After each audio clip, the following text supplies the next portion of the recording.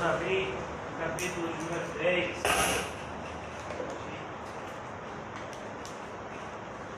Amém. Obrigado, irmãos. Capítulo 10 do Evangelho de João. Dando continuidade à nossa série que nós iniciamos, onde nosso propósito é falar a cada encontro em um capítulo do Evangelho de João. Nós estamos agora chegando à metade do Evangelho e o Senhor Jesus vai falar uma das suas falas mais conhecidas. E o título da nossa mensagem não poderia ser outro: Pastor, os lobos e as ovelhas. Nós podemos dividir a raça humana em duas espécies de pessoas: os lobos e as ovelhas. Os lobos são a maior parte. Não é por acaso que nós temos tantas guerras, nós temos tantos conflitos políticos, étnicos. As ovelhas são uma minoria, sempre foram. E o pastor, ele é um só. Ele pastoreia as suas ovelhas e ele as defende. As defende de duas formas. Ele as defende aqui na terra, prolongando quando necessário a vida delas, ou recolhendo-as para o aprisco celestial, onde elas permanecerão a eternidade inteira em segurança ao seu lado. Essa é a nossa esperança. O Senhor Jesus está aqui ainda na festa dos tabernáculos, segundo a maioria dos comentaristas. Esse capítulo 10 nós lemos como único capítulo, mas ele estaria narrando dois períodos de tempo distintos: a festa do tabernáculo e a festa da dedicação, que é uma outra festa que acontece no final do ano, do calendário judaico. Então Jesus, ainda continuando aquilo que ele havia falado no capítulo 9 a respeito da cegueira espiritual, Jesus está aqui deixando de maneira muito clara que o que nós vamos ler aqui no capítulo 10, versículo 1, é na verdade a continuação da parte final do capítulo 9. Apesar de nós termos uma divisão de capítulos, o assunto é o mesmo: a cegueira espiritual da liderança religiosa, e como de fato os verdadeiros discípulos do Senhor Jesus deveriam estar atentos e vigilantes em relação a isso.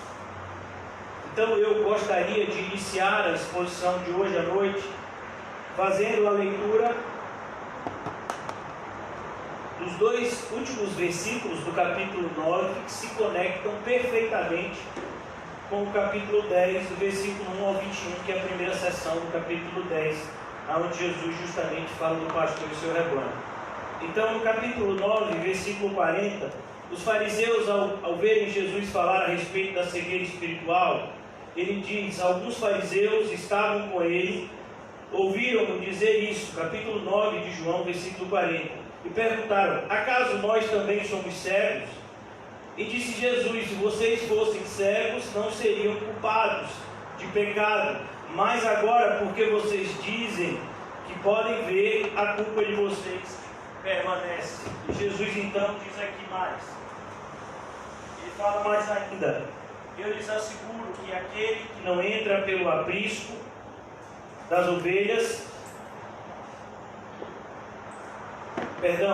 eu lhes asseguro que aquele que não entra no aprisco das ovelhas pela porta, mas sobe por outro lugar, é ladrão e assaltante.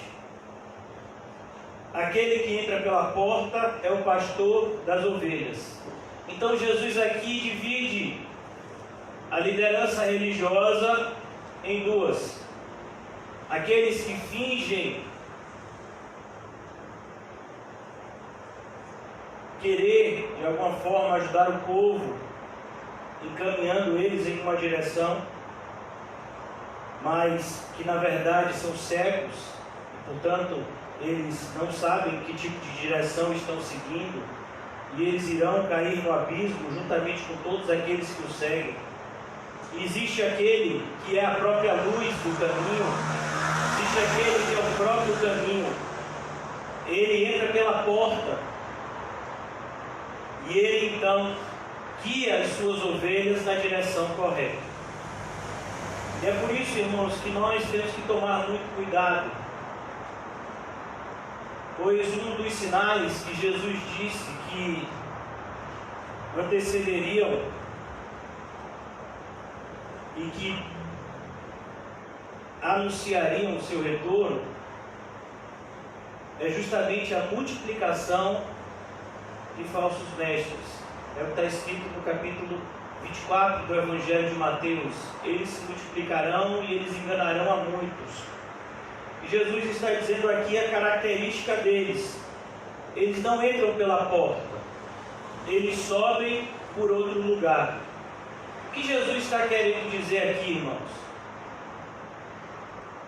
Jesus já havia falado a respeito da porta, e ele já havia dito a característica dessa porta. A porta, ela é estreita, e o caminho que vem após essa porta é apertado. E é por isso que as pessoas não querem entrar por essa porta estreita e pelo caminho apertado, e portanto eles querem criar o seu próprio caminho. É isso que Jesus está dizendo aqui. Eles não entram pela porta, eles não querem abrir mão do seu eu, eles não querem abrir mão da sua vontade, eles não aceitam os termos de Cristo e portanto eles criam seus próprios termos. Foi aquilo que o apóstolo Paulo anunciou no capítulo 10 de Romanos, quando ele diz que os judeus, não aceitando a justiça que vem de Cristo, criaram a sua própria justiça. Eles não aceitaram entrar pela porta, e então eles entraram por um outro caminho. E por isso eles são chamados aqui pelo Senhor de ladrão, assaltante. Qual é o propósito do ladrão? Qual é o propósito do assaltante? Roubar. Se necessário, matar.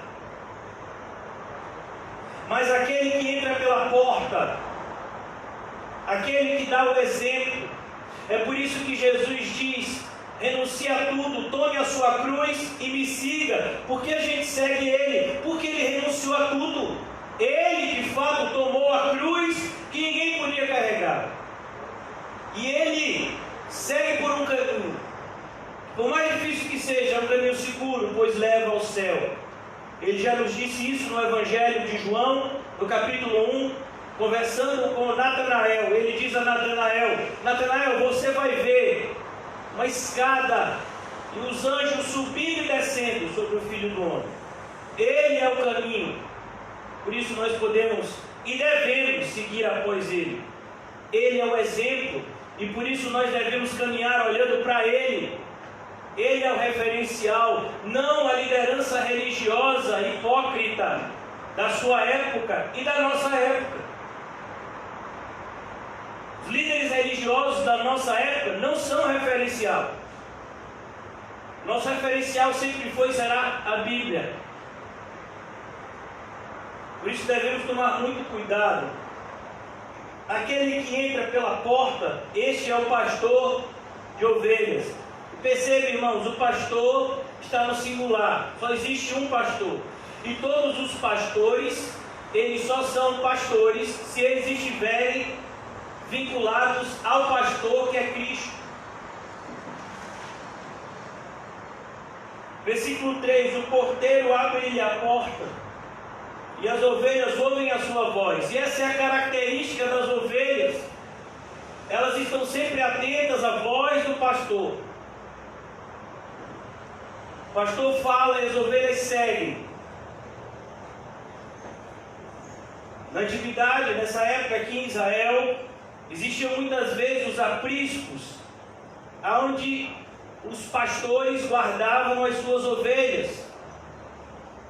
E quando eles saíam pela manhã, cada pastor chamava as suas ovelhas, e as ovelhas, elas iam em direção do seu pastor, porque elas conheciam qual era o seu pastor.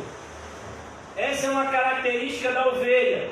A ovelha, ela é indefesa, a ovelha é um animal frágil, mas a ovelha é um animal que tem uma percepção extraordinária de identificar aquele que é o seu pastor. Isso eu falo até do ponto de vista biológico.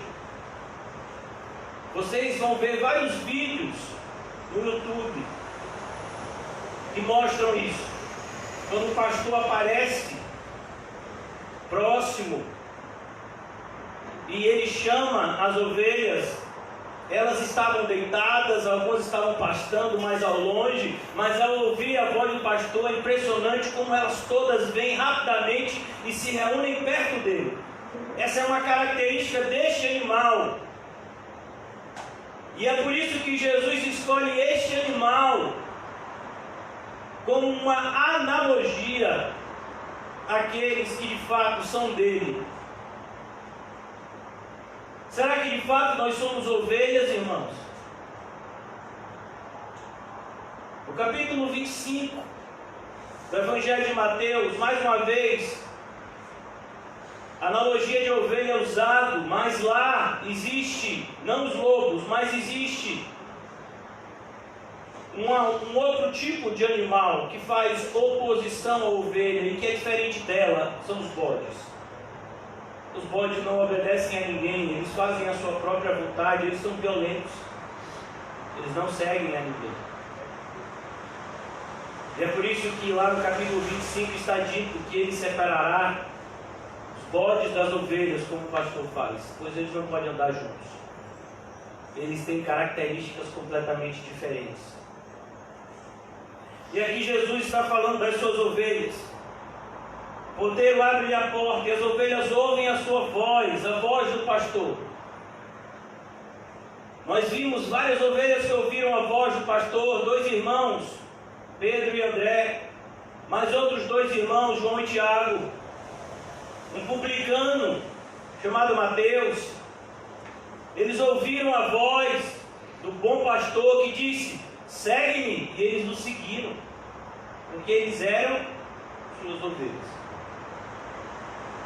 Hoje em dia nós vemos uma grande dificuldade das pessoas seguirem o bom pastor.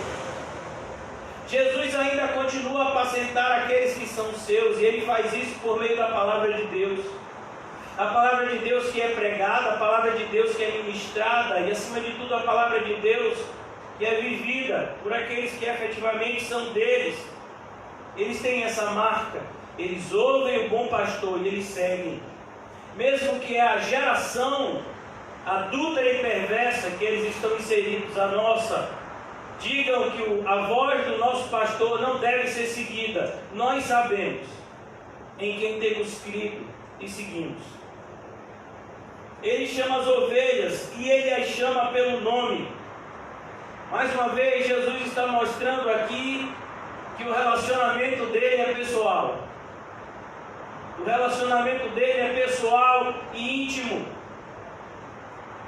O relacionamento dele é pessoal, íntimo e possessivo. Ele chama pelo nome porque ele é o dono delas. Ele tem a propriedade sobre elas. Ele tem autoridade sobre elas. Ele as chama pelo nome e as leva para fora.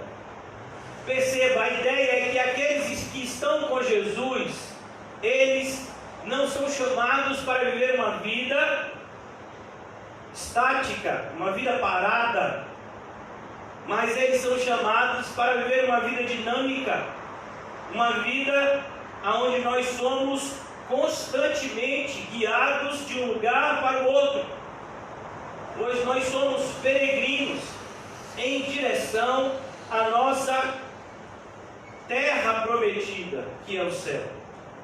Por isso nós vemos que as ovelhas elas entram no aprisco para descansar, mas elas saem do aprisco porque o aprisco não é o destino final das ovelhas. Assim como eu e você, mesmo os irmãos do GAC, quando terminar o culto, eles vão se recolher, nós vamos nos recolher, nós vamos descansar. E vamos fazer isso porque confiamos que Deus está no controle absoluto de tudo. Mas ainda que nós possamos descansar alguns instantes aqui na terra, nosso descanso eterno não é aqui na terra. Nós jamais encontraremos um descanso duradouro aqui. Nosso descanso é no céu. Por isso aqui o tempo todo nós seguimos o pastor, para onde ele nos leva. Jesus já havia falado sobre isso no capítulo 3, que aquele que é nascido do Espírito é como um vento. Você não sabe de onde vem e nem para onde vai. Deus nos guia por caminhos que muitas vezes nós não sabemos de antemão, mas Ele nos guia. Como Ele fez com Abraão.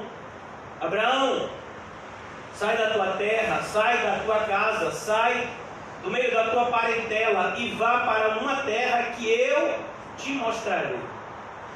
Abraão não sabia para onde estava indo, mas ele sabia quem estava o guiando. Assim somos nós. Versículo 4: depois de conduzir para fora todas as suas ovelhas, ele vai adiante delas. Perceba o ofício do bom pastor. Ele chama elas para fora, de maneira a mostrar para elas que é necessário iniciar uma caminhada. E ele, então, quando a última delas sai pela porta, ele toma a frente delas, porque ele é o referencial para elas. Elas vão segui-lo aonde ele for. Assim é um pastor e as suas ovelhas. E Jesus então diz que o nosso relacionamento com Ele deve ser baseado nesses mesmos moldes. Depois de conduzir para fora todas as suas ovelhas. Olha que coisa linda. O apóstolo Pedro, ao escrever a sua segunda carta, ele diz: você sabe por que Jesus não voltou ainda? Porque ainda não saíram todas as suas ovelhas. Todas elas ainda não foram encontradas. Ainda existem algumas que vão ser encontradas, e então ele virá. E ele irá na frente. E nos levará para a nossa verdadeira casa. Depois de conduzir para fora todas as suas ovelhas, ele vai adiante delas, e estas o seguem. Elas o seguem. Não importa para onde ele vá, elas o seguirão. Elas são suas. Ele as alimenta, ele as protege, ele cuida delas. E portanto elas têm um relacionamento de confiança com ele. E aonde ele for, elas também irão. Por isso que Jesus diz a respeito dos seus discípulos: para que onde eu esteja, eles estejam comigo também. E depois de Jesus ressurreto, pouco antes de ascender os céus, ele diz: eu estarei com vocês. Vocês não me verão mais fisicamente, mas vocês me sentirão espiritualmente ao lado de vocês, protegendo vocês. Todo o poder foi entregue no céu e na terra. Eu estarei com vocês até a consumação dos séculos. Ele não deixou de ser o nosso pastor quando ele ascendeu os céus. Ele continua sendo o nosso pastor. Ele é o cabeça da igreja e nós somos o seu corpo. Tome muito cuidado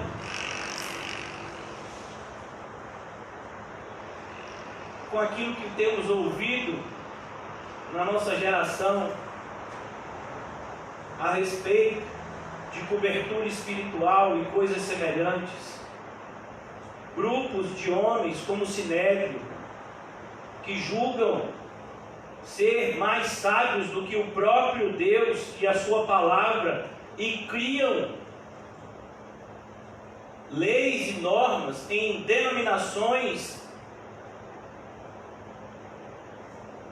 E muitos têm seguido essas leis e normas acima da Bíblia. É assustador isso. As denominações de hoje, as denominações evangélicas de hoje, elas têm uma aparência muito grande com o sinédrio da época de Jesus, aonde os pastores mais famosos, mais influentes, se reúnem nas chamadas convenções, nas suas associações, e então eles decidem qual é o melhor, quando na verdade esse poder jamais foi delegado a homem algum. O pastor continua sendo um só, é Cristo.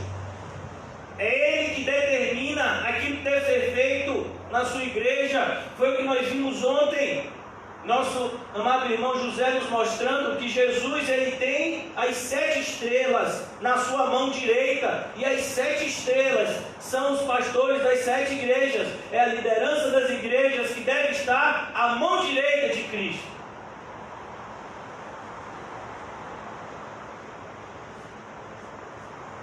Ele continua, ele vai adiante delas, versículo 4, e estas o seguem. Por que elas o seguem? Porque conhecem a sua voz. Você percebeu, irmãos, a necessidade que você tem de conhecer a Bíblia? A Bíblia é a voz de Deus. De maneira que, se você não conhecer a palavra de Deus, você não vai poder diferenciar quando um mercenário te chamar e quando o bom pastor te chamar. Você precisa conhecer a voz do bom pastor. E a voz do bom pastor está nos 66 livros da Bíblia. De maneira que o Senhor Jesus jamais nos falará fora da Bíblia. Ele jamais nos dirá nada contrário à Bíblia. Nenhuma experiência espiritual que você tenha, de fato, é de Deus, se for contrário à Bíblia. Devemos tomar muito cuidado, porque muitas pessoas dizem ter experiências espirituais, e essas experiências espirituais levam a essas pessoas a viverem de modo contrário às Escrituras. Portanto, essas experiências podem até ser espirituais, mas elas não são divinas, elas são diabólicas. As experiências diabólicas, elas também são espirituais. E para que você saiba diferenciar uma experiência divina de uma experiência diabólica, você vai ter que conhecer a voz do bom pastor. Para aqueles que de fato são suas ovelhas, a voz dele é inconfundível. Mas para aqueles que ainda não são suas ovelhas, talvez possa haver confusão. Essa é a tristeza. Muitas vezes nós sentimos pela vida de pessoas que nós chamamos de irmãos e que ouviram a voz do mercenário e seguiram a ele, deixaram o bom pastor. E por que eles fizeram isso? Porque eles não eram ovelhas do bom pastor. O apóstolo João, ele disse isso de forma literal, sem usar nenhum tipo de analogia. Capítulo 2 de 1 de João, se eu não me engano, ele diz: eles saíram do nosso meio, porque eles não eram dos nossos. Versículo 5, a característica das ovelhas: nunca seguirão um estranho. As ovelhas nunca seguirão um estranho, elas não vão segui-lo. Entenda, irmãos, assim como Jesus é um com os seus, o diabo também é um com os seus. Jesus chama a liderança religiosa da sua época, lá no capítulo 8, a gente já viu isso, de filhos do diabo. Por quê? Porque eles seguiam a orientação do príncipe das trevas, embora eles fossem a liderança religiosa que se dizia de Deus, mas os frutos deles eram frutos de trevas. Por isso, irmãos, nós devemos tomar muito cuidado com as nossas escolhas. As nossas escolhas, elas dizem mais a respeito de quem nós somos do que as nossas palavras. A gente pode falar coisas que são bíblicas e viver de forma completamente antibíblica. Depois de conduzir para fora todas as suas ovelhas, ele vai adiante delas, e estas o seguem, porque conhecem a sua voz, mas nunca seguirão o estranho. Na verdade, fugirão dele.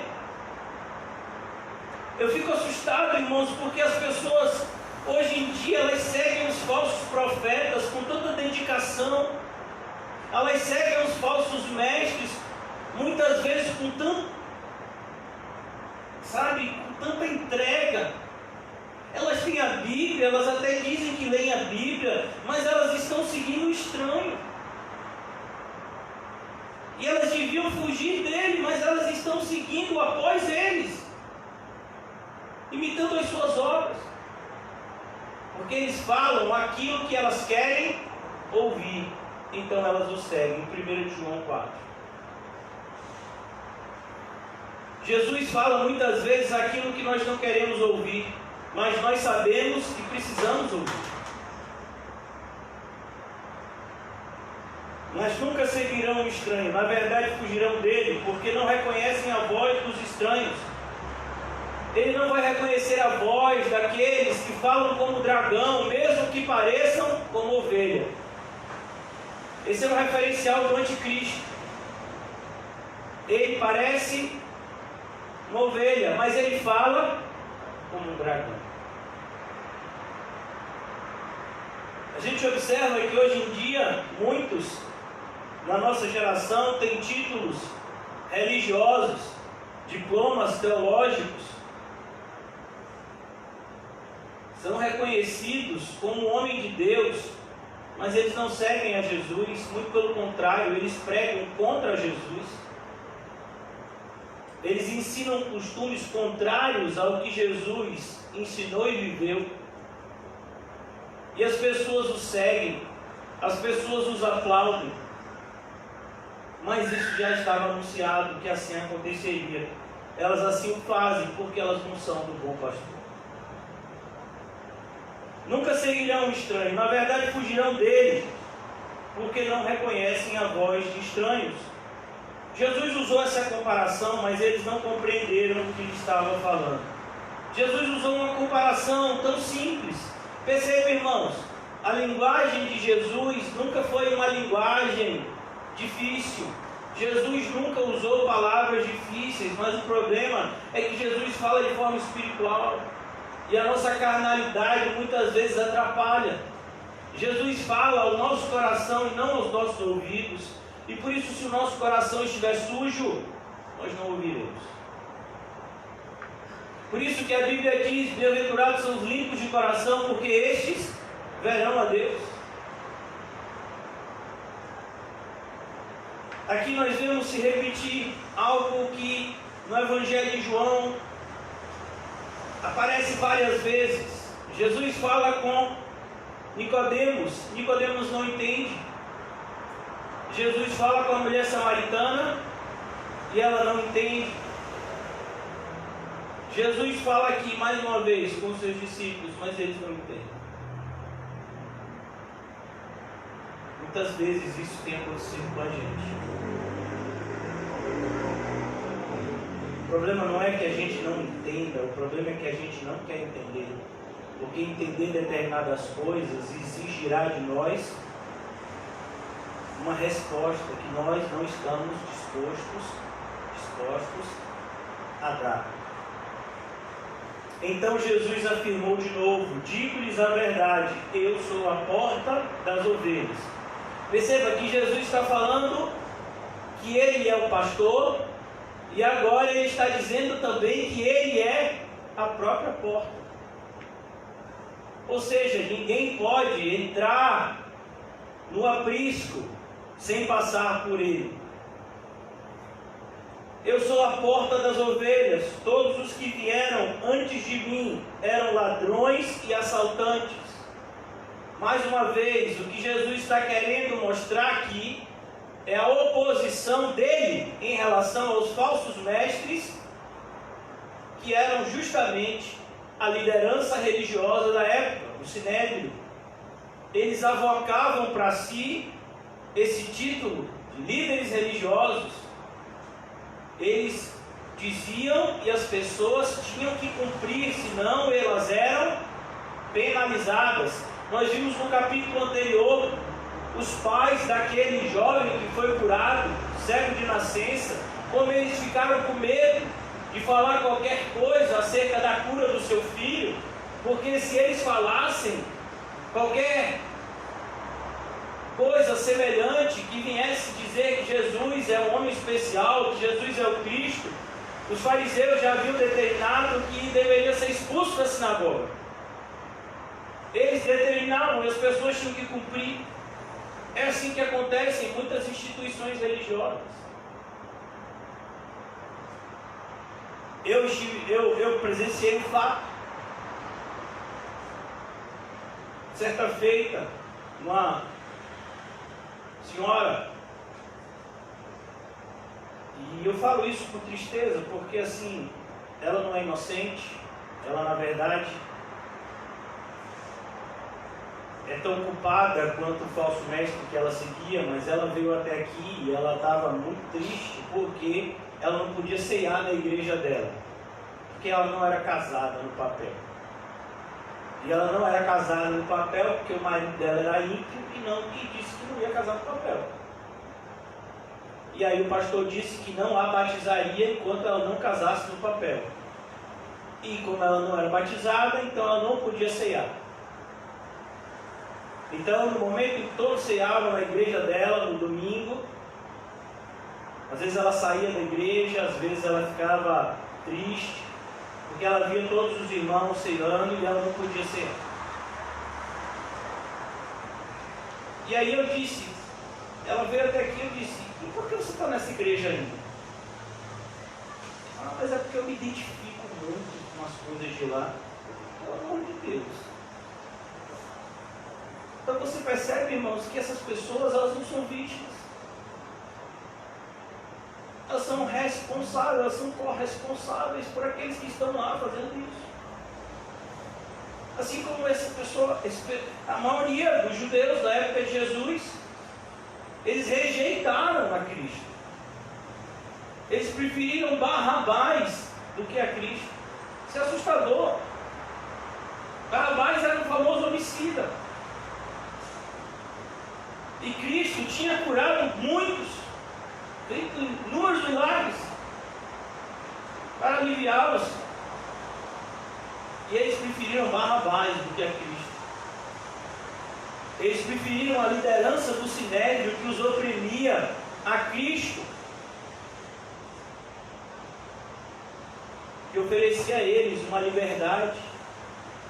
Conhecereis a verdade, e a verdade vos libertará. Se pelo Filho vos libertar, verdadeiramente sereis livres. Mas eles preferiam a opressão do Sinédrio. Assim é o nosso sistema religioso. Nós pregamos a verdade, mas vocês sabem mais até do que eu como as pessoas, a maioria das pessoas prefere instituições religiosas que já deram as costas para a Bíblia, a congregações que ainda preservam a Bíblia como livro de Deus. Porque essas pessoas, na verdade, elas não querem seguir a Cristo, elas querem seguir a homens que pensam e agem como elas e propõem um caminho mais agradável a elas, um caminho de recompensas terrenas, mesmo que não haja mais para elas recompensas celestiais. É triste, mas é a verdade. Por isso Jesus diz, todos que vieram antes de mim eram ladrões e assaltantes, mas as ovelhas não os ouviram. Perceba, as ovelhas não os ouviram. Jesus não está falando que os profetas eram ladrões, Jesus não está falando dos profetas, Jesus não está falando de João Batista, todos esses pregaram a respeito de Cristo. Jesus está falando justamente da liderança religiosa constituída, o Sinédrio, que avocava para si esse poder de governar a vida espiritual do povo, sendo que eles mesmos não tinham qualquer comunhão com Deus. Jesus, falando acerca disso, em Lucas 18, ele diz: olha, o fariseu subiu ao templo para orar, mas ele orava de si para si mesmo. Esse é o retrato da liderança religiosa da época de Jesus. Jesus vai além. Em Mateus 23 ele diz: vocês são sepulcros caiados, estão limpos, bonitos por fora, mas mortos por dentro. E na nossa geração, irmãos, essa realidade não mudou muito. Como disse Mateus 22, muitos são chamados, poucos são os escolhidos. Versículo de número 9: eu sou a porta. Quem entra por mim será salvo. Perceba, irmãos, você não perde a salvação.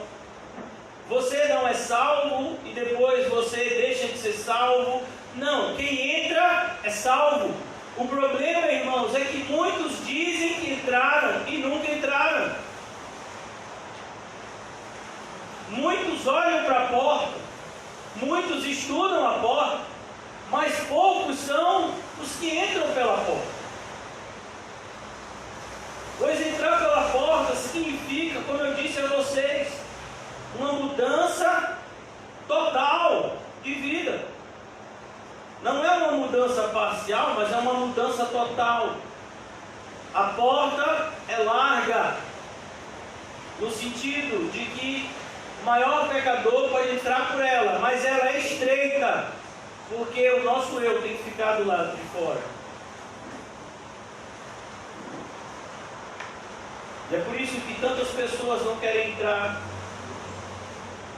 Elas olham: Jesus, deixa primeiro eu enterrar o meu pai. Não.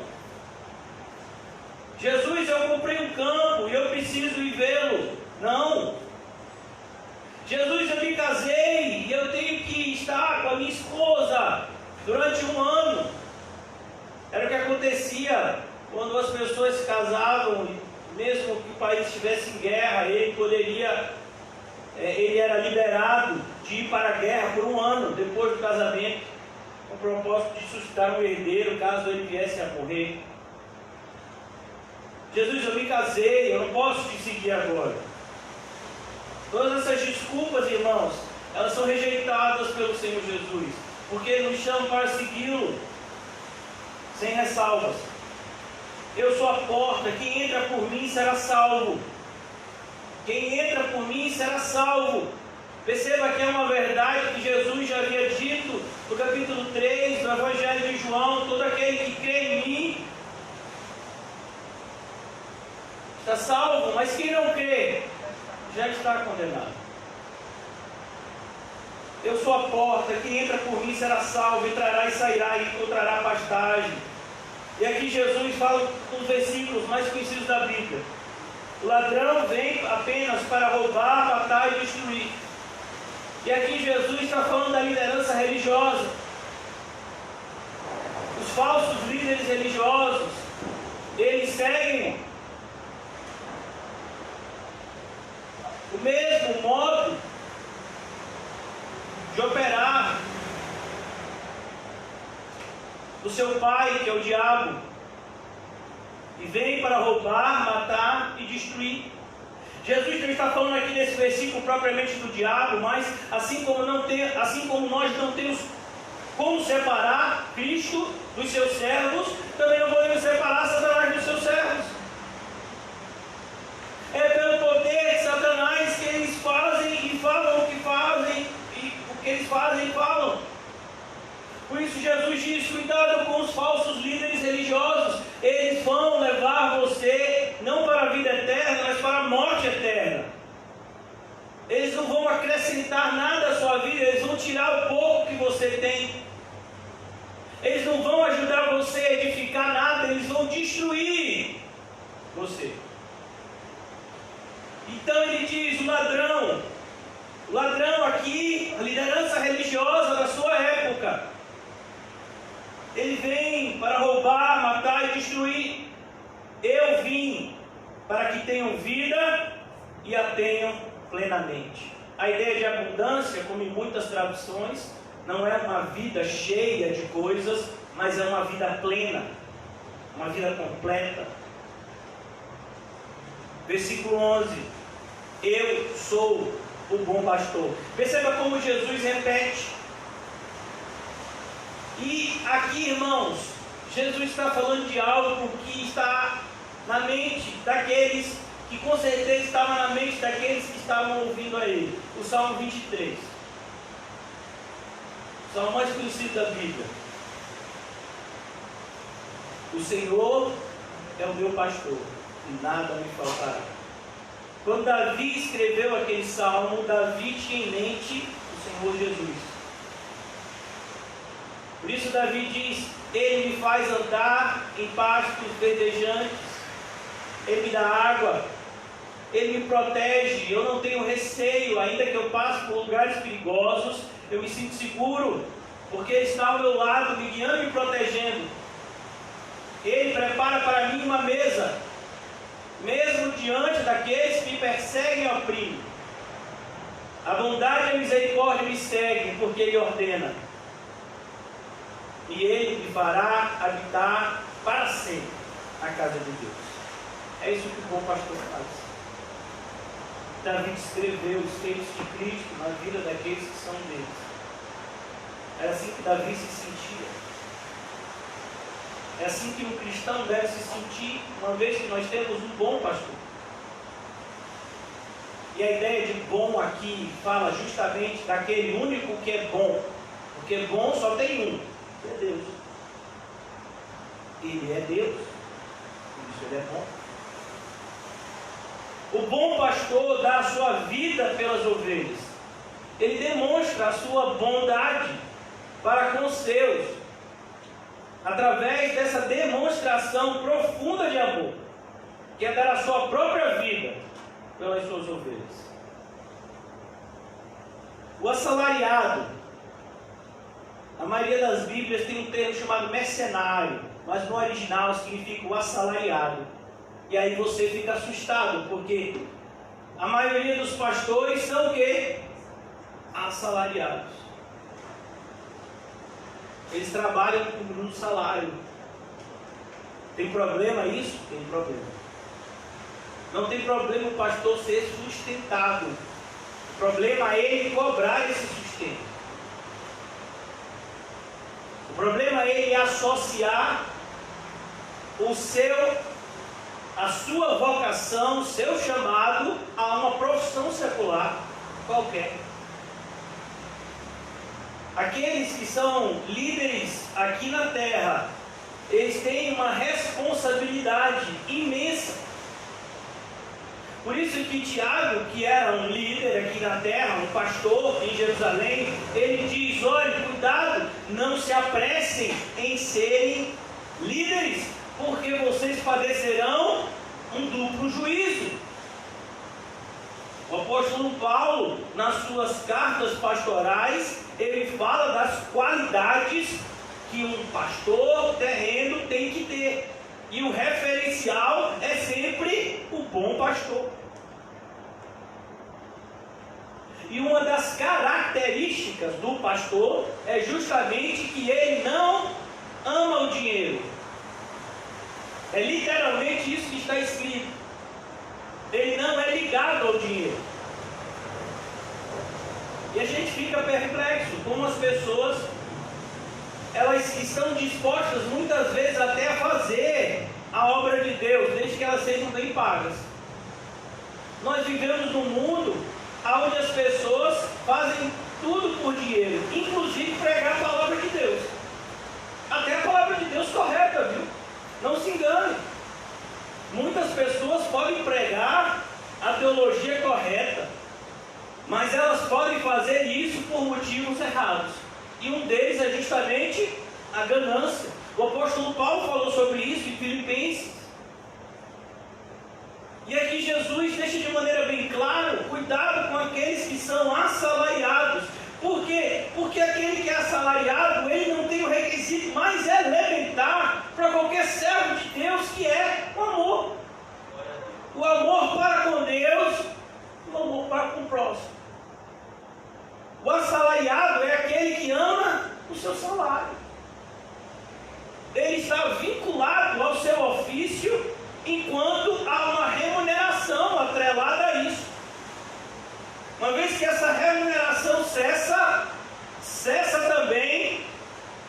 seu desejo de trabalhar.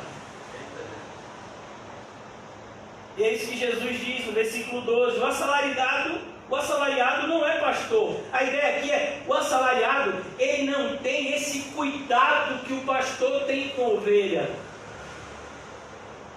E olha a característica: porque o pastor, ele se sente, ele é o dono da ovelha, a quem as ovelhas pertencem. O assalariado não é o pastor a quem as ovelhas pertencem. Assim, quando vê o lobo, e o que eu falei a vocês, como é o título da nossa mensagem: o pastor, os lobos e as ovelhas. Então, quando um lobo vem, o que acontece com o assalariado? Ele corre. Porque ele não está disposto a dar a sua vida pelas ovelhas. Ele está disposto até a cuidar das ovelhas, sendo pago por isso, e não correndo nenhum risco por isso. Mas se for correr algum risco, ele vai embora. Não é assim, irmãos? Por que você acha que a gente está no meio de uma geração que se lembra dos mártires do passado, mas ninguém quer ser um mártir do presente? É engraçado isso, porque a palavra mártir é a palavra testemunha que Jesus usa em Atos capítulo 1. Vocês serão minhas testemunhas. E Jesus está falando dos seus discípulos, portanto ele está falando de nós. Nós deveríamos testemunhar acerca de Cristo, ainda que a nossa vida estivesse correndo risco. Mas a gente viu agora, no Covid aí, como tanta gente correu. O assalariado não é pastor a quem as ovelhas pertencem. Assim, quando vê o lobo, vem. Assim, quando vê que o lobo vem, abandona as ovelhas e foge. Você quer um exemplo de assalariado na Bíblia? Demas. Foi o que aconteceu com Demas. Ele fugiu. Ele até ficou um tempo ao lado de Paulo, como co-operador. Mas aí o apóstolo Paulo teve que escrever em 2 de Timóteo 4:10: porque Demas, amando o presente século, me abandonou e fugiu para Tessalônica. Olha o assalariado. Ele está vinculado ao Evangelho, enquanto aquilo lhe traz algum tipo de vantagem.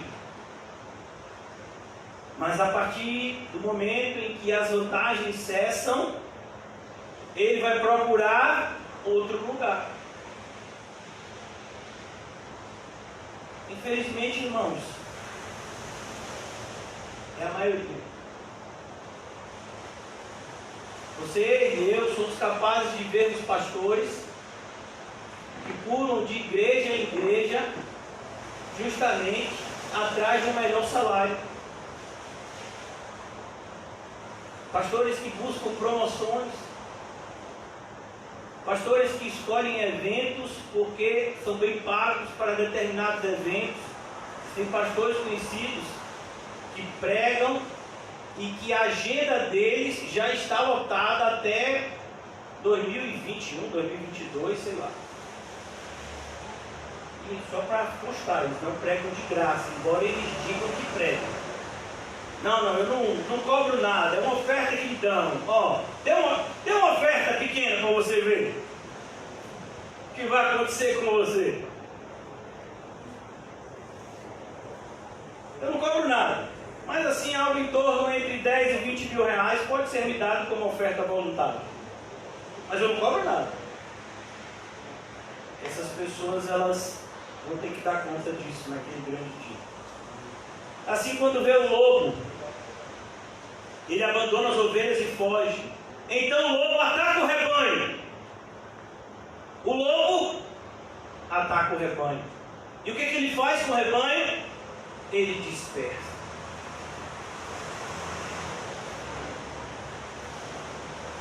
O Senhor Jesus, Quando ele estava enviando os seus discípulos de 2 em 2, ele falou com a gente: eis que eu envio vocês como ovelhas por meio de lobos. Você sabia disso? Sábado tem evangelismo. A gente está indo por meio de quê? De lobos. A gente já tem ovelha que vai pregar. Mas a gente tem um bom pastor que está protegendo as suas ovelhas. Mas saibamos que somos ovelhas no meio de lobos. É importante que você entenda que todo aquele que não é cristão é um lobo. Talvez ele não faça mal para você hoje ou amanhã, mas algum dia ele fará. Basta que o seu dono mande. Nós sabemos que o mundo inteiro jaz no maligno, mas nós somos de Deus. Quem é o nós? Nessa frase, nós somos de Deus, são os discípulos, são aqueles que ouvem a voz e seguem. Perceba, o apóstolo João está falando isso em 1 João, já quase no final da carta, sendo que durante toda a carta ele vai mostrar uma série de características daqueles que verdadeiramente são de Cristo. São de Cristo. E aqui ele diz: assim, quando vê o lobo, vê que o lobo vem, ele abandona as ovelhas e foge, então o lobo ataca. É por isso que o apóstolo Paulo, quando estava se despedindo da igreja de Éfeso, ele deixou esse aviso: olhe, líderes da igreja de Éfeso, surgirão lobos. Lobos tentarão entrar na igreja. Lobos surgirão dentro da própria igreja. Cumpre a vocês defender. O apóstolo Paulo diz: nós fomos chamados em defesa do Evangelho. Nós temos uma armadura.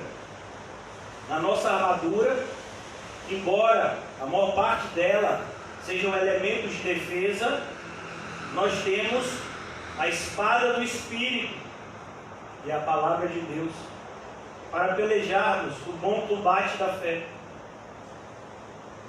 Para que possamos dizer: combati o bom combate, acabei a carreira, guardei a fé. É necessário que venhamos usar bem a espada do Espírito, que é a palavra de Deus.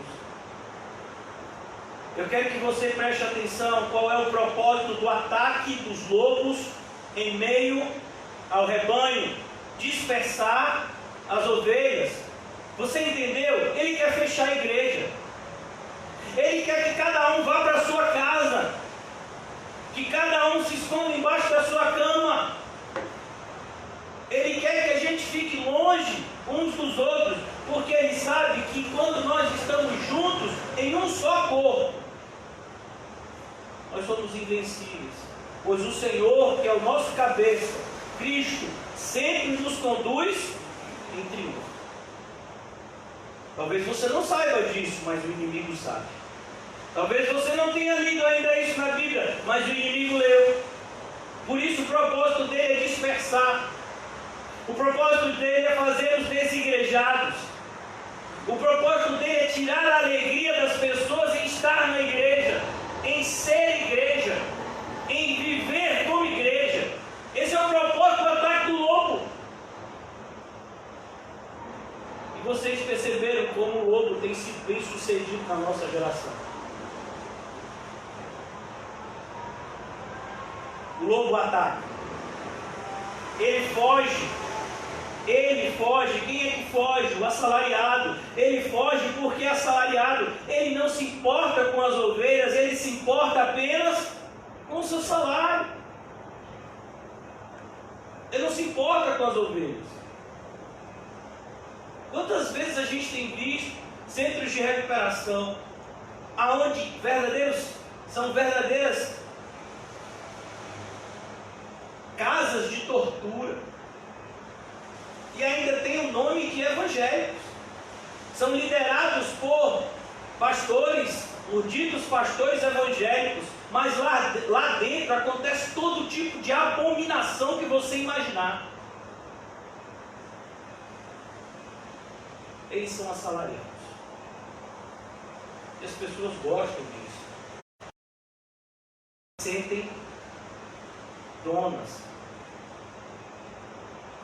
Tem gente que entrou aqui nessa congregação e saiu. Por quê? Porque viu que não tinha uma assalariada aqui. Eu não posso comprar o pastor. Eu vou para outra igreja que eu posso comprar.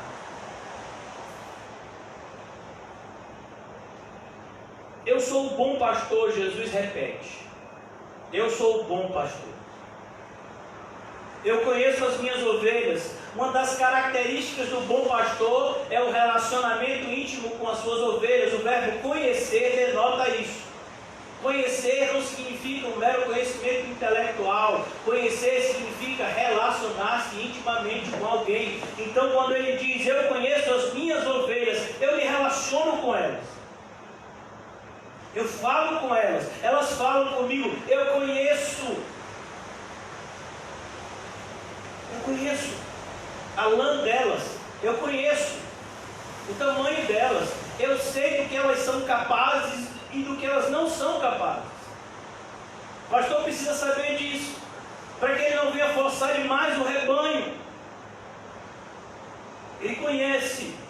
Eu conheço as minhas ovelhas e elas me conhecem. Olha que coisa. As ovelhas conhecem o pastor, por isso elas confiam nele. Elas sabem, se o pastor disser, vamos andar 10 quilômetros hoje, elas dizem, vamos andar por quê? Porque a gente consegue fazer isso. Mas eu acho que eu não consigo. Consegue, porque se o pastor diz que a gente consegue. Ele conhece a gente. Então, quando Jesus disse, carregue a sua cruz e me siga, ele sabe que você consegue carregá-la. Olhe para a sua vida, veja os problemas que você está enfrentando hoje. Você consegue vencê-los. O pastor conhece você, ele jamais colocaria uma carga sobre você que você não pudesse suportar. Muito pelo contrário, ele coloca não somente uma carga que podemos suportar, como ele nos ajuda a carregá-la.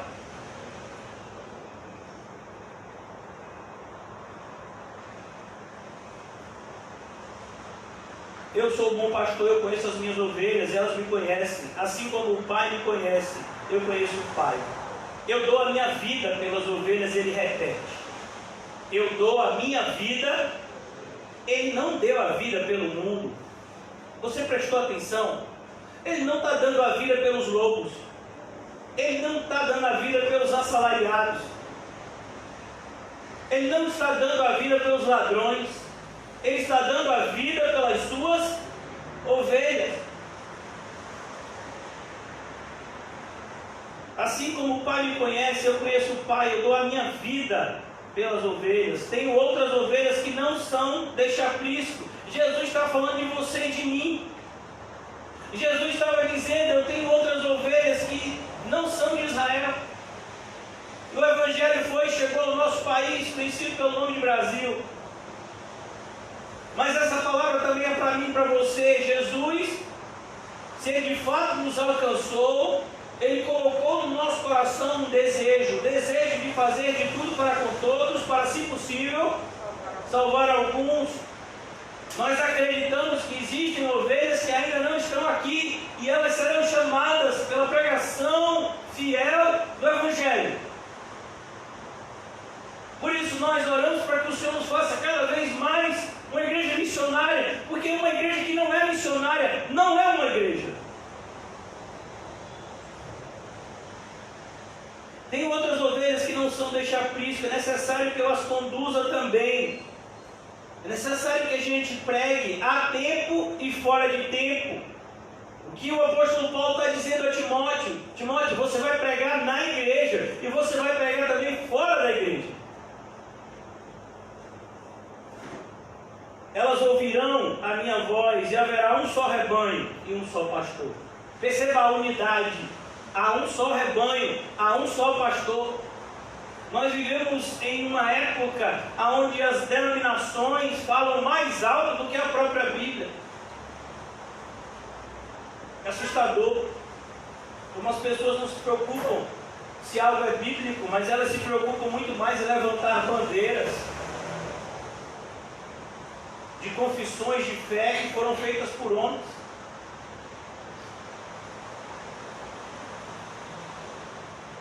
Nós deveríamos ter uma única confissão de fé, a Bíblia, os 66 livros. Essa é a nossa confissão de fé.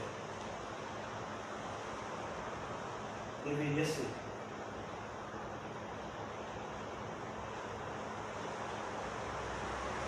Por isso, versículo 17, eu tenho que me adiantar por causa do horário. Por isso é que meu Pai me ama, porque eu dou a minha vida para retomá-la. Ninguém a tira de mim, mas eu a dou por minha espontânea vontade. O apóstolo Pedro não prestou bastante atenção no momento desse sermão, porque tempos depois, quando Jesus está sendo preso no Getsemane, o apóstolo Pedro puxa uma espada e luta corporalmente com um daqueles que são enviados para prender Jesus, a ponto de decepar a orelha de um deles. Jesus então coloca a orelha daquele homem no lugar e diz: Pedro, guarda a espada, Pedro. Você não sabe, Pedro, que eu tenho 12 legiões de anjos à minha disposição. Para isso que eu vim, Pedro, para dar a minha vida pelas ovelhas. Ninguém tira a vida de Jesus, Ele a dá.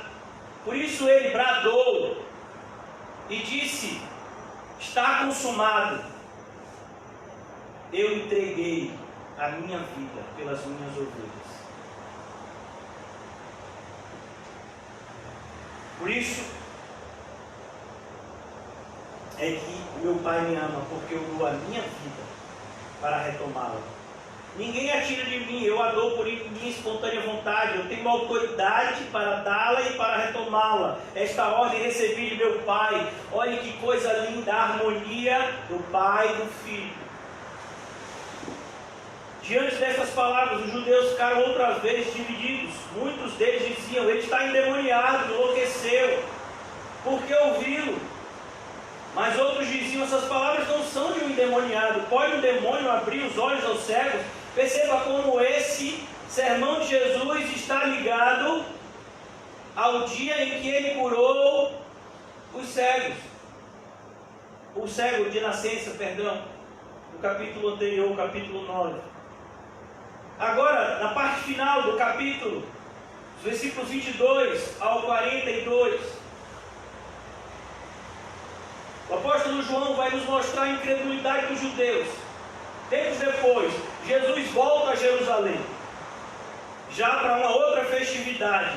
É a festa da dedicação. Eu sei que o tempo está um pouco apertado, mas é importante que eu diga para vocês aqui a respeito dessa festa algumas coisas para que vocês fiquem sabendo. A festa da dedicação não é uma festa oficial do calendário judaico. Você não vai encontrar ela no Antigo Testamento.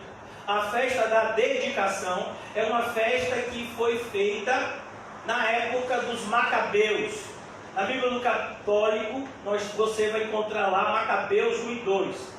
Vai mostrar justamente um período de tempo antes do Império Romano dominar aquela região do Oriente Médio, quando eles eram dominados por um homem chamado Etíoco Epifânio, que tinha como meta de vida acabar com a religião judaica e transformar a cultura grega na cultura mundial.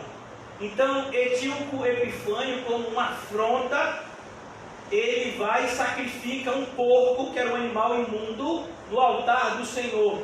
E aquilo gerou uma revolta, liderada por um homem, por uma família, chamada de Macabeus, e o homem era um homem chamado Judas Macabeu. Eles lideraram a revolta, eles conseguiram vencer, e eles dominaram ali naquela região por 70 anos. Quando eles conseguiram vencer aquele povo que estava lá, eles então fizeram essa festividade da dedicação do templo, porque o templo havia sido profanado. Então eles fizeram essa festividade, que ficou sendo uma festividade oficial do calendário judaico. Era uma festividade que era feita no final do ano, justamente quando era inverno lá. Por isso que João coloca aqui, era inverno. É uma festividade que é até feita até hoje no inverno, no final do ano lá, quando é inverno. A dedicação do templo. Então, aqui Jesus está indo nessa festividade. Celebrava-se a festa da dedicação em Jerusalém. Era inverno. Uma festa que é feita no final do ano. E Jesus estava no templo, caminhando pelo pórtico de Salomão. Os judeus reuniram-se ao redor dele e perguntaram: até quando nos deixará em suspense? Se você é o Cristo, diga-nos abertamente. Jesus já tinha falado isso, e aí? Já tinha tentado até apedrejar ele.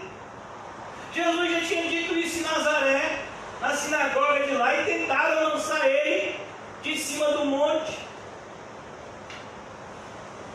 O povo não queria saber se Jesus era o Cristo. O povo, na verdade, queria era o quê? Confusão. É como muita gente que vem na igreja. Elas não querem saber a diferença da doutrina certa para errada. Elas querem apenas confusão. É por isso que Jesus disse que eu e você temos que ter discernimento.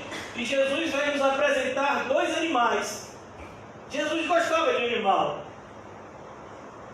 Ele diz: cuidado com os porcos e cuidado com os cães. Ó, vocês que gostam de cachorrinho, cuidado. Cuidado com os porcos, porque eles não valorizam as pérolas. Cuidado com os cães, porque eles mordem. Não dê as pérolas aos porcos, e nem as coisas santas aos cães. Então a gente tem que ter cuidado. Versículo de número 25. Jesus respondeu: eu já lhes disse, mas vocês não creem. Ó, eu disse já, vocês querem que eu diga? Pronto, eu disse, mas vocês não creem. O problema do mundo, irmãos, não é que as pessoas não conhecem a doutrina correta. O problema é que elas não querem conhecer. Você chegar para a pessoa e dizer: meu irmão, aqui a Bíblia, ó, Jesus morreu pelos nossos pecados, portanto nós devemos viver para Ele, abandonar. Abandonar agora? Que eu estou vivendo o melhor da minha vida. Foi isso que um conhecido meu disse. Essa pessoa tinha andado comigo muito tempo na minha juventude, antes de eu ser cristão. Depois ele ficou sabendo que eu era pastor, ele chegou aí a uma ou duas reuniões, quando estava passando por um momento de muita dificuldade na vida dele. E um dia desse, algum tempo atrás, eu encontrei ele. Falei: e aí, meu irmão, você vai ficar firme? A mãe dele também se dizia evangélico. Quando você vai ficar firme no evangelho? Ele disse: rapaz, ele me chamou pelo meu apelido antigo. Ele disse: olha, eu sei que esse é o caminho, mas é agora que eu estou aproveitando melhor a minha vida. Daqui a uns anos eu creio que eu vou para esse caminho.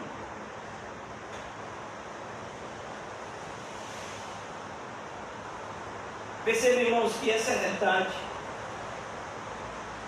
Você disse para as pessoas o que elas devem fazer, elas não fazem, porque elas não creem. Por que você acha que as pessoas insistem em pecar? Porque elas acreditam que o pecado delas não vai gerar a consequência que a Bíblia diz que vai gerar. Não foi isso que Adão e Eva pensaram? A serpente foi lá e disse: você não vai morrer. Aí elas preferiram acreditar no diabo do que acreditar em Deus.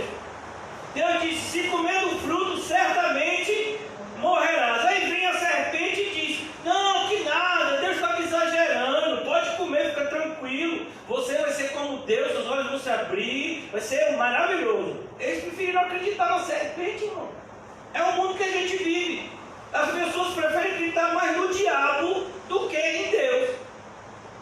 Você fala, por exemplo: esposa, seja submissa ao seu marido, você só tem a ganhar. Em pleno século 21. Marido, ame a sua esposa, você só tem a ganhar. Nada, não está dando certo, meu filho. A gente, ó, troca. Como é a história, rapaz?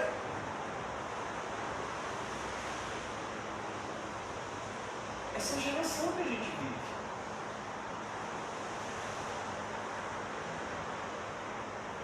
Jesus respondeu, versículo 25. Eu já lhes disse, mas vocês não creem. As obras que eu realizo em nome de meu Pai falam por mim. Olha que coisa. Eu gosto muito de uma frase de John Bunyan. John Bunyan foi uma pessoa extremamente atacada na sua geração. E atacada inclusive por pessoas próximas. Porque diziam que ele era um péssimo marido, um péssimo pai. Porque ele ficou 12 anos na prisão de Bedford, sendo que ele podia sair da prisão. Ele só precisava assinar um termo dizendo que não iria pregar mais.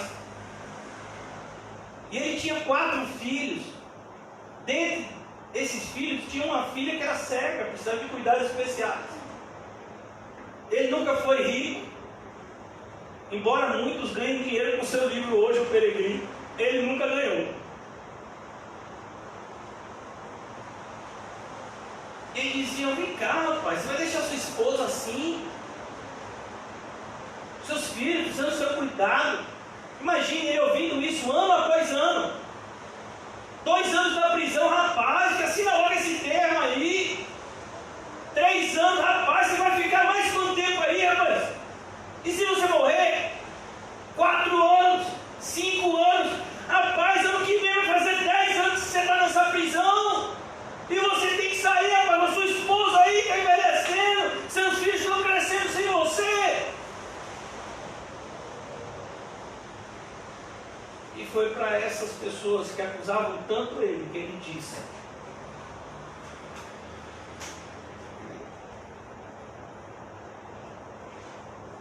se eu faço a vontade de Deus, não importa quem me critica. Se eu não faço a vontade de Deus, não importa quem me bajula.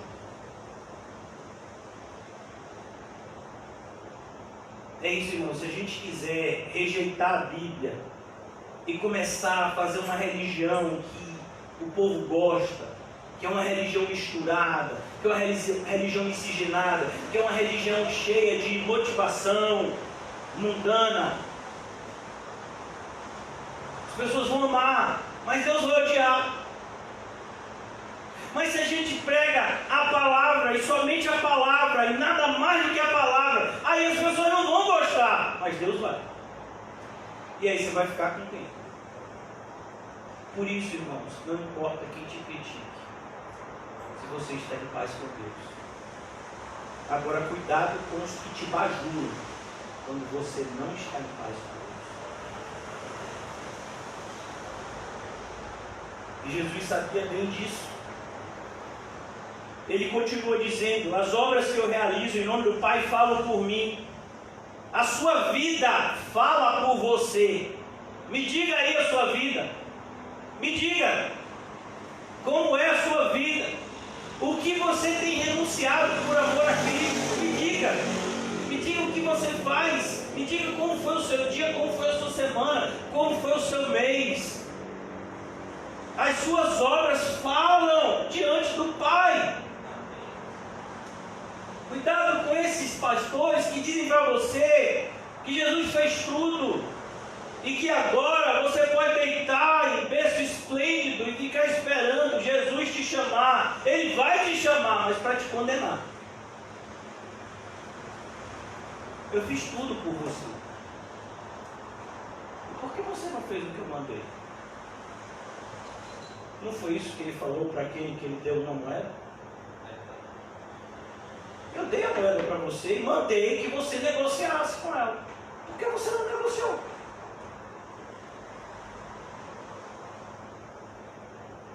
Os judeus estavam lá. E ele diz: as obras que eu realizo em nome do meu Pai falam por mim, mas vocês não creem, porque não são minhas. Vocês não são minhas ovelhas, vocês não vão crer. Um outro homem de Deus falou a respeito disso. Perguntaram a ele, eu disse isso para vocês recentemente: como você faz para convencer uma pessoa a seguir a Deus? Ele diz: eu não faço isso. Para uma pessoa que não crê em Deus, nenhum argumento é suficiente suficiente para uma pessoa que crê em Deus, nenhum argumento é necessário. As minhas ovelhas ouvem a minha voz. De novo ele repete, irmãos, você notou quantas vezes nesse capítulo ele fala isso? E olha, perceba que agora há um intervalo de tempo entre aquela pregação e essa, mas ele está repetindo a mesma coisa.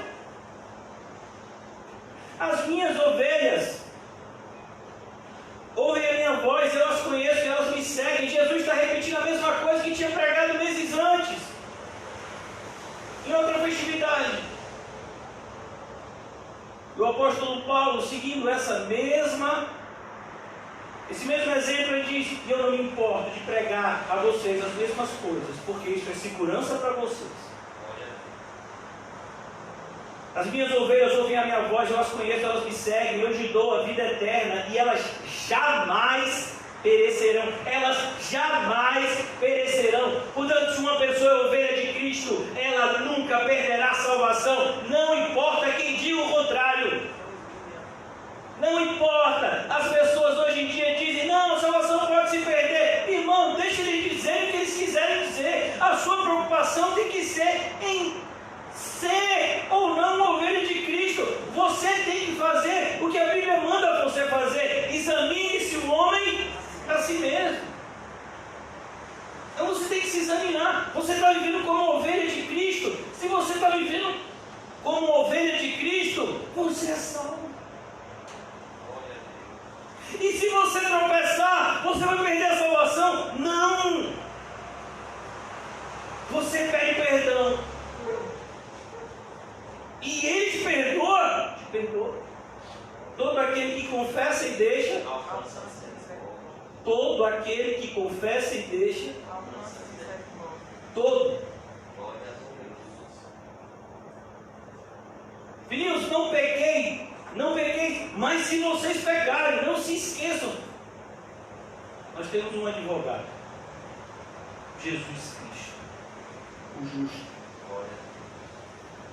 Por isso ele diz: as minhas ovelhas ouvem a minha voz, eu as conheço, elas me seguem. Eu lhes dou a vida eterna, elas jamais perecerão. E tem mais: ninguém as poderá arrancar da minha mão. Ninguém poderá arrancar da minha mão. Tentarão arrancar você da mão dele, mas ele é mais poderoso que todos. Quantas pessoas já chegaram até você e até mim, tentando nos persuadir a abandonar a fé genuína? Se não chegaram até você, meu irmão, vão chegar. Mas a mim já chegaram muitos. O próprio diabo nos assedia. Vai ficar nessa? Até quando? Vai deixar que tratem você assim? Até quando? Vamos lá, rapaz, toma uma atitude de homem, faz alguma coisa. Não. A gente sabe quem foi que nos chamou. E a gente sabe quem é aquele que vê todas as coisas e que trará juízo a elas. Meu Pai que as deu para mim é maior do que todos. Ninguém as pode arrancar da minha mão, da mão de meu Pai. Perdão. Meu Pai que as deu para mim é maior do que todos. Ninguém as pode arrancar da mão de meu Pai. Eu e o Pai somos um. Ninguém pode.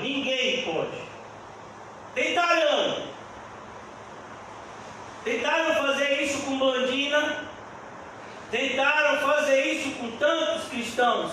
Policarpo foi um desses. Tentaram arrancar muitos cristãos das mãos do Pai, mas Ele lhes concedeu fé para que eles perseverassem até o fim. E eles foram salvos. Glória a Deus. Versículo 31, já caminhando para a nossa conclusão. Novamente os judeus pegaram em pedras para apedrejar. Meu Deus, eles perguntam, Jesus responde, agora eles querem matar Jesus. Você já viu como é o negócio?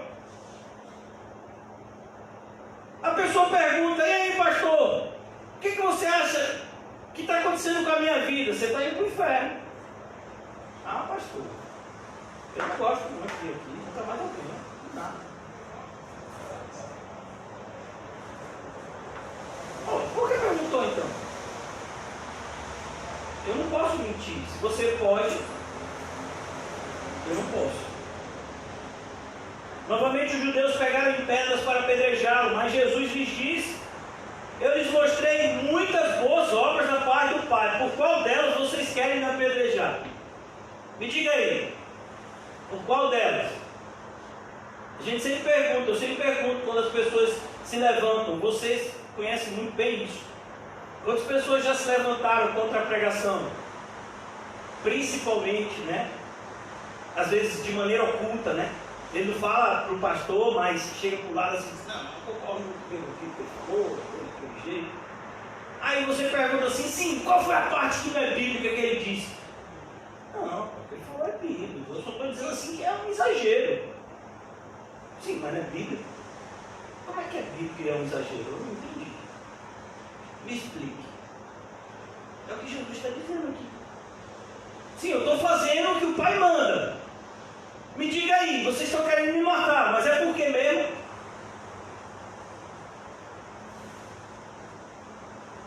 Aconteceu muito isso no começo da pandemia, não foi? Pastor, vai ficar com a igreja aberta? Vai! Mas pastor, você vai ficar com a igreja aberta? E ele vai botar um culto a mais no dia de sábado para provocar? Mas por que isso? Vem cá, rapaz. Não está escrito que todo que tentar salvar a sua vida, perder-la, e todo aquele que entregar a sua vida por amor a Cristo, o Evangelho, salvar-la. Não, pastor, está escrito isso. Mas também está escrito, faça por ti que de lá eu te ajudarei. Tá não, meu filho. Esse daí tá não. Esse não está escrito não. Só se estiver escrito aí no seu caderno com a sua própria letra. Mas na Bíblia não. Então o problema das pessoas, irmãos, não é com você, se você tem seguido a Bíblia. O problema das pessoas é com o autor da Bíblia. Novamente os judeus pegaram em pedras para apedrejá-lo, mas Jesus lhe disse: eu lhes mostrei muitas boas obras da parte do Pai, por qual delas vocês querem me apedrejar? Responderam os judeus: não vamos apedrejá-lo por nenhuma obra boa, mas pela blasfêmia, porque você é um simples homem e se apresenta como Deus. E olha que coisa interessante, irmão. Você é um simples homem. Jesus não era um simples homem, Jesus é Deus. Mas olha que coisa, Jesus lhe respondeu: não está escrito na lei de vocês? Olha que Jesus diz: na lei de vocês. Na lei de vocês. Porque eles tinham a sua própria lei. Eles não seguiam a lei de Deus. Eles decidiam o que queriam seguir e o que não queriam. Mas Jesus pegava eles na própria lei deles. E Jesus então faz referência ao Salmo número 82. Salmo número 82, que fala justamente dessa parte, né, que diz essa parte que Jesus diz aqui: está escrito na lei de vocês, eu disse, vocês são deuses. E aqui, irmãos, lá no Salmo, se você prestar atenção no Salmo 82, você vai ver justamente que que Deus está falando no Salmo ali da responsabilidade do homem de julgar. Deus, que é o juiz absoluto, ele concede essa responsabilidade a alguns aqui na terra que terão que prestar conta a ele. E lá no Salmo 82, inclusive, ele diz: e quem não julgar corretamente vai ser penalizado. Então a ideia de deuses aqui é justamente, não está dizendo que você é um Deus menor, está dizendo justamente que nós temos determinadas características que o próprio Deus tem e nós seremos cobrados por elas. Por exemplo, irmãos, nós temos a inteligência, há quem discorde, mas nós temos a capacidade de criar determinadas coisas, nós temos a capacidade de nos comunicar pela via oral, pela via escrita. Então o ser humano ele tem determinadas qualidades que fazem ele, que fazem justamente lembrar o próprio Deus, porque nós fomos feitos à imagem e semelhança de Deus. Embora o homem tenha caído, embora o homem tenha se afastado de Deus espiritualmente, mas determinadas qualidades que ligam o homem com Deus ainda permanecem. E aqui ele vai mostrar justamente isso. Está escrito lá, vocês são deuses. Se ele chamou de deuses aqueles a quem veio a palavra de Deus, percebeu? A palavra de Deus veio a determinadas pessoas e lá no Salmo chama essas pessoas de deuses. E a Escritura não pode ser anulada. A Escritura não pode ser anulada. Aí vem um maluco esses dias. Eu falo maluco porque maluco endemoniado, do ponto de vista bíblico, é a mesma coisa, né? Insensato. E diz que a Bíblia precisa ser atualizada. Olha que coisa! Precisa ser atualizada é ele, que está indo para o inferno. A palavra de Deus é eterna, irmãos. Passará do céu e a terra. Passará do céu e a terra. E a palavra de Deus permanecerá para sempre. E aí esse sujeito falou isso, sabe por quê? Porque a Bíblia fala a respeito de homossexuais. E diz que o homossexualismo é o quê? Pecado. A Bíblia fala a respeito da liderança masculina. E hoje em dia falar a respeito disso é machismo. E aí tem muitas pessoas que não aceitam isso.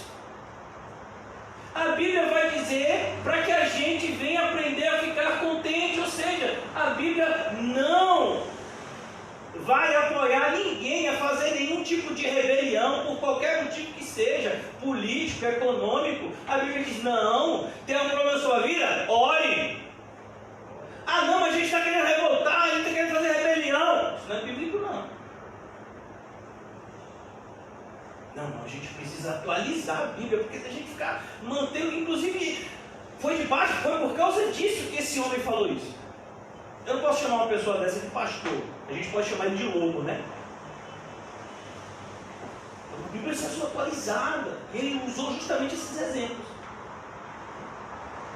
Para no século XXI, ficar falando que o homossexualismo é pecado. Para no século XXI, ficar falando que a liderança ela é masculina, não feminina.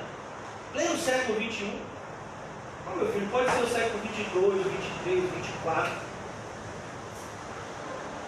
É uma palavra que vale aqui na terra e vai valer no céu. Agora você que se levanta contra a Bíblia é como a relva do campo, que hoje existe e amanhã não existe mais. Por isso a gente tem que tomar cuidado. A Bíblia se cumpre e se cumprirá, você crendo ou não. A Escritura não pode ser anulada. O que dizer a respeito daquele a quem o Pai santificou e enviou ao mundo? O que você vai dizer àquele que é o verdadeiro enviado de Deus ao mundo? Então, por que vocês me acusam de blasfêmia porque eu disse sou filho de Deus? Se eu não realizo as obras do meu Pai, não creiam em mim. Mas se eu realizo, mesmo que não creiam em mim, creiam nas obras, para que possam saber e entender que o Pai está em mim e eu no Pai. Jesus disse, pelo menos olhem para a minha vida e vejam como eu vivo. Vejam como eu vivo. Eu vivo como eu falo aquilo que eu vivo. Isso deveria ser a vida de um cristão. Para que naquilo que falam mal de nós, fiquem envergonhados pelo nosso bom proceder. Versículo 39. Outra vez tentaram prendê-lo, mas ele se livrou das mãos dele. Percebeu? Muitas vezes vão tentar prejudicar a mim e a você. Mas só vai acontecer comigo e com você o que Deus quiser. Talvez nesse exato momento tenha alguém pensando em fazer alguma coisa contra mim, contra você. Não se preocupe com isso. Preocupe-se em ser fiel a Deus. Deus é o nosso protetor. E Ele nunca falhou nisso. Não dorme e nem toscaneja o guarda de Israel. Nós estamos seguros nele. Possam dizer o que quiser, mas a gente está seguro. Aquele que habita no esconderijo do Altíssimo está seguro.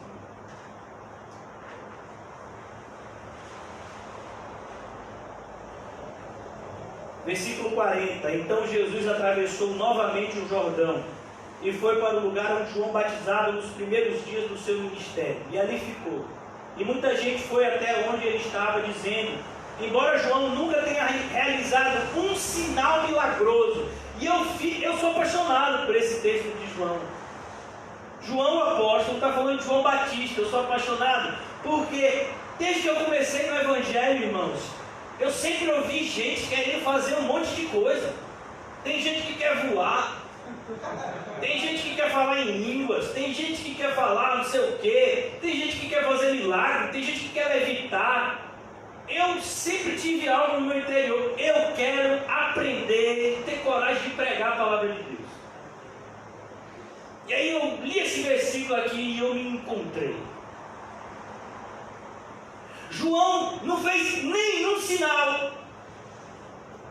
Aí você olha para o Antigo Testamento, um monte de gente fez sinal. Elias subiu ao céu, teve a morte. Eliseu ressuscitou gente. Moisés fez um monte de sinal lá no Egito e depois. João fez que sinal? Nenhum. Aí Jesus olha para João e diz: o maior homem nascido de mulher. Não fez um sinal.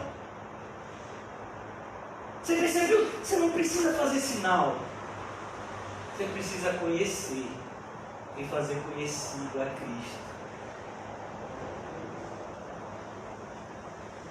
Embora João nunca tenha realizado um sinal milagroso, meu filho, ele não fez um sinal milagroso. João não fez, meu filho, nenhum calango ressuscitado, nenhum gafanhoto, nunca foi um morreu, ressuscitado, não fez. João não curou, meu filho, ninguém. Ô João, tem um problema aqui, me ajude, João, meu filho, meu negócio é pregar. Se tem um problema de saúde, vai ao hospital, tome remédio. Olhe, embora João nunca tenha realizado um sinal milagroso, tudo o que ele disse a respeito deste homem era... Pode-se dizer isso para a gente? Eu temo que não. Será que a gente conhece Cristo a esse ponto? De tudo que a gente falar a respeito dele é verdade? Você conhece Cristo a esse ponto? E ali muitos creram em Jesus, e até aqui o Senhor nos guiou. Eu quero acreditar que muitos creram em Jesus nessa noite, que vai de fato determinar se a nossa fé é verdadeira ou não, é aquilo que vai ser produzido por meio dela. Eu oro para que a nossa fé dê frutos. Amém. Porque uma fé sem obras é morta. Eu oro para que possamos dizer, como o nosso amado irmão na fé, Tiago: você diz que tem fé? Me mostra, porque eu mostro a minha.